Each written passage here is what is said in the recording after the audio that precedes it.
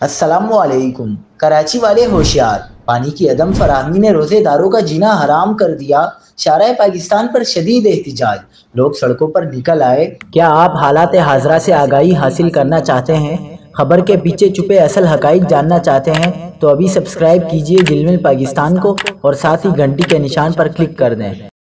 آپ کو بتاتے چلیں کہ کراچی میں شارع پاکستان پر فیڈرل بی ایریا کے رہائشیوں نے پانی کی فراہمی کے خلاف احتجاج کیا اور سڑک بند کر دی۔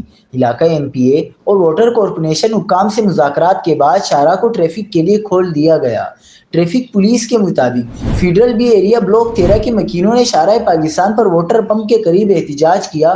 علاقہ مکینوں نے 1 مہینے سے پانی کی عدم فراہمی کے خلاف احتجاج کرتے ہوئے سڑک کو ٹریفک کے لیے بند کر دیا۔ احتجاج کے باعث شارع پاکستان پر گاڑیوں کی لمبی قطاریں لگ گئیں، شہریوں کو مشکلات کا سامنا کرنا پڑا۔